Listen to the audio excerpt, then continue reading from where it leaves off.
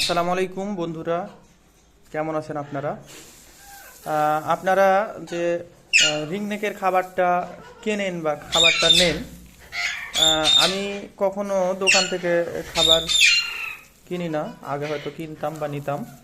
তো সেক্ষেত্রে আমি দেখতাম যে আপনার ধানের মাত্রাটা বেশি থাকতো।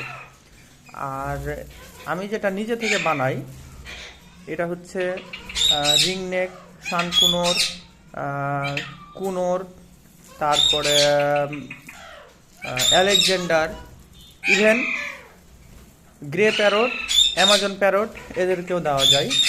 কোয়ালিটিটা আপনারা দেখেন, কল্পনার বাইরে।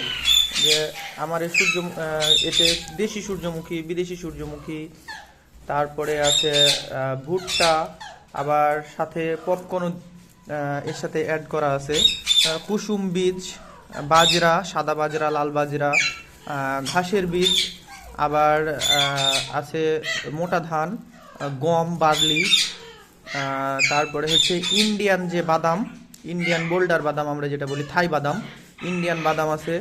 আরেকটা নতুনত্ব এখানে অ্যাড করে দিয়েছি, এটা বলুন তো আপনারা কি এটা এর সাথে অ্যাড করা হয়েছে? আমি বলি এটার নাম, এটা হচ্ছে বরবটি। এটা হচ্ছে বরবটির লাল দানা, যেটা লালটা। এরপরে হয়তো বা সাদাটাও অ্যাড করতে পারি এর সাথে। আবার আছে এখানে লাল মিলেট, কালো মিলেট, সাদা মিলেট, চীনা, তারপরে আছে এই যে শুকনা মরিচ, যেটা যেটা প্রয়োজন। এটা একদম পুরো আজকে যেটা আর কি বানালাম ইউনিক। এটা বাইরের খাবার সেম জিনিসভাবে প্যাকেজিং হয়ে বাংলাদেশে ঢুকে, কিন্তু আমাদের বাংলাদেশেই যে এটা কম দামেই আমি তৈরি করছি বা কম দামে আপনাদের দিচ্ছি, এটা অনেকে আশ্চর্য। আমি গতকালকে বলেছি এক ভাই নেওয়ার জন্যে, তো আমি ওনাকে জাস্ট আমি দামটা বলেছি যে এটা 190 টাকা পার কেজি। উনি শোনার পর আশ্চর্য হয়ে গেছে, ভাই আপনার এই খাবারটা কীভাবে 190 টাকা হয়? আমাদের ঢাকাতে কম করে হলেও এটা 350 থেকে 400 টাকা পার কেজি হয়।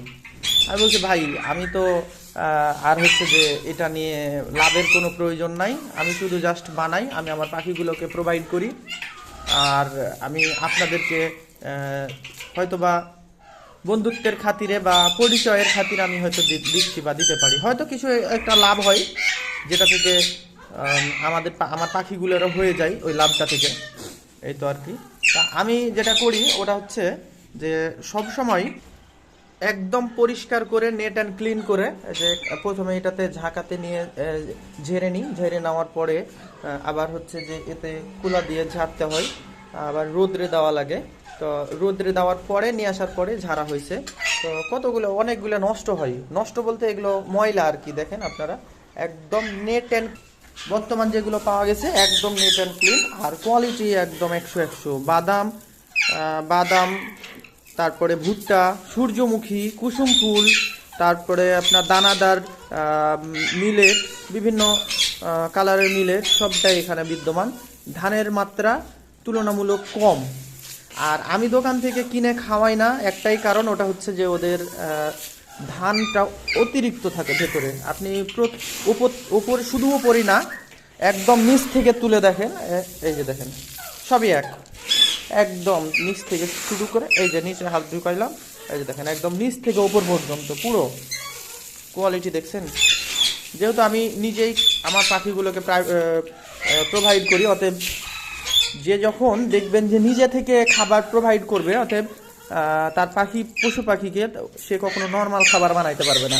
ইভেন এই পর্যন্ত যারা আপনারা নিছেন তারা সকলেই জানেন এটার কোয়ালিটিটা কেমন। তো ধন্যবাদ। আপনারা অনেকেই শুধু কোয়ালিটিটা দেখার জন্য অনেকেই ভিডিও চান, তো সেক্ষেত্রে আমি আজকে বিস্তারিত খুলে ভেঙে সবটাই আমি আপনাদেরকে দিলাম। এখানে আজকে শুধু প্রথম মরিচটা অ্যাড হয়েছে, যেটা আমি দেখছি থাইল্যান্ডে যারা খামারি তারা মরিচ দেয় এরকম শুকনা মরিচ, যেহেতু এর ভেতরের বীজটা পাখির জন্য পাখি পছন্দ করে, এই জন্য শুধু আজকে মরিচটা অ্যাড হয়েছে। এর আগে আমি দিইনি, তবে আমি আমার পাখিগুলোকে দিতাম। বাট যারা ক্রয় করে সেল করার জন্য ওগুলো তো আমি কখনো অ্যাড করি নাই, ফার্স্ট টাইম আজকে এবার প্রথম। ধন্যবাদ।